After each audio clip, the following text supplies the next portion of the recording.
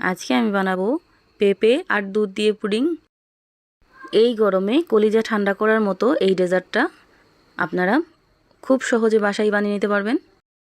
এখন দেখে নেই আমি কিভাবে এই মজাদার একটা পুডিং বানাইছি। প্রথমেই লাগবে পেঁপে, আর পেঁপেটা হতে হবে একদম পাকা। পাকা পেঁপেটা হলে কিন্তু কালারটা খুব সুন্দর আসবে। পেঁপেটাকে আমি ভালো করে ধুয়ে কেটে নিছি। এখন আমি ছোট ছোট পিস করে নেব। এখনও আমের সিজন শুরু হয় নাই, এই জন্য আমি পেঁপেদা বানাইছি। এটা কিন্তু আপনারা চাইলে আম দিয়ে বানাতে পারেন, সেটা খেতে কিন্তু আরও ভালো লাগবে। পেঁপেটাকে আমি ভালো করে কেটে নিছি। এখন আমি ব্লেন্ড করে নেব। পেঁপেতে তো পানির পরিমাণটা একটু কম থাকে, ব্লেন্ড হবে না, এই জন্য আমি হাফ কাপের মতো পানি এখানে দিয়ে দিব। পানিটা দিয়ে আমি ব্লেন্ড করে আবার ফিরে আসছি। এই তো ব্লেন্ড করা হয়ে গেছে।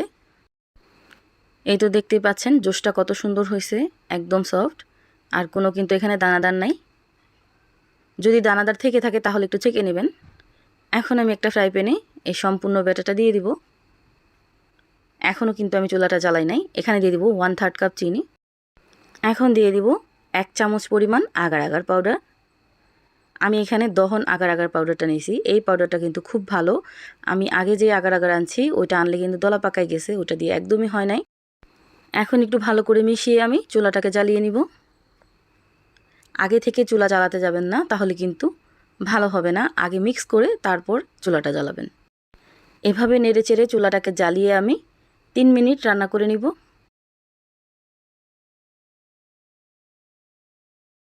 এই তো 3 মিনিট হয়ে গেছে আর মিশ্রণটা একদম রেডি হয়ে গেছে। এখন আমি গরম অবস্থায় একটা ছাঁকনিতে ছেঁকে নেব। ছাঁকনিতে ছেঁকে নিলে যদিও দলা পাকিয়ে থাকে কিছু অংশ, সেটাও মিশ্রণটা একদম পারফেক্ট হয়ে যাবে। একটা ছাঁকনিতে আমি সম্পূর্ণ ব্যাটারটা ঢেলে দিলাম। এই মিশ্রণটাকে ভালো করে একটু ছেঁকে নেব এভাবে চামিচ দিয়ে।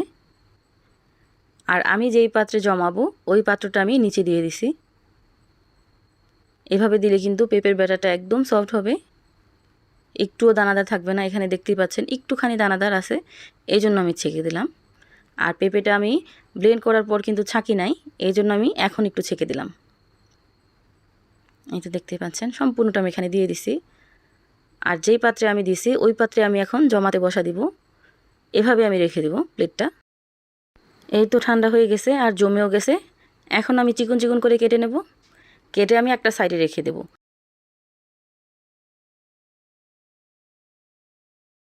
এই তো কাটা হয়ে গেছে।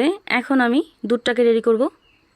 এখানে নিয়ে নিলাম আমি হাফ কেজি পরিমাণ গরুর দুধ।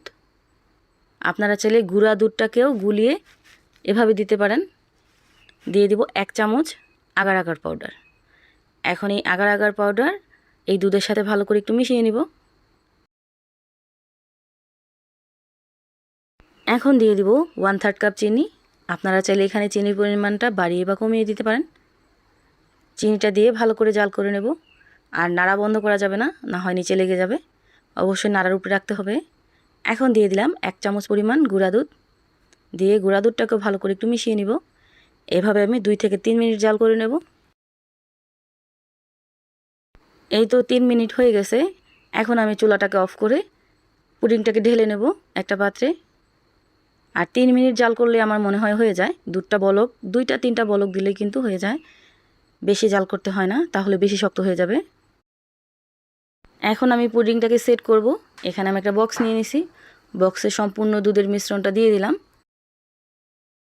এখন দিয়ে দিব আগে থেকে যে পেঁপের মিশ্রণটা আমি রেডি করে রাখছিলাম কিউব করে কেটে, জেলিটা, ওই জেলিটা এখন এখানে দিয়ে দিব। এই তো দেখতে পাচ্ছেন এরকম ছোট ছোট হয়েছে। এভাবে আমি সবটুকু দিয়ে দিব। আর বেশি নাড়াচাড়া দেওয়া যাবে না, তাহলে কিন্তু ভেঙে যাওয়ার সম্ভাবনা থাকতে পারে। হালকা হাতে একটু নেড়েচেড়ে এভাবে সমান করে দিবেন। এই তো এভাবে আমি রেখে দেব ঠান্ডা হওয়া পর্যন্ত। এই তো পুডিংটা কিন্তু আমার একদম সেট হয়ে গেছে, দেখতেই পাচ্ছেন। এখন আমি একটা পাত্রে ঢেলে নেব। ঢালার আগে চাকু দিয়ে সাইড দিয়ে একটু ছাড়িয়ে নিব যেন তাড়াতাড়ি পড়ে যায়। এভাবে সেট করে 2-1 মিনিটের জন্য রেখে দেব। তারপর দেখব আপনা আপনিই পড়ে গেছে। এই তো দেখতেই পাচ্ছেন কতটা সুন্দর হয়েছে পুডিংটা। এই গরমে কলিজা ঠান্ডা করার মতো এই ডেজার্টটা আসছে ঈদও, চাইলে আপনারা এভাবে দুধ আর পেঁপে দিয়ে পুডিংটা বানিয়ে নিতে পারেন।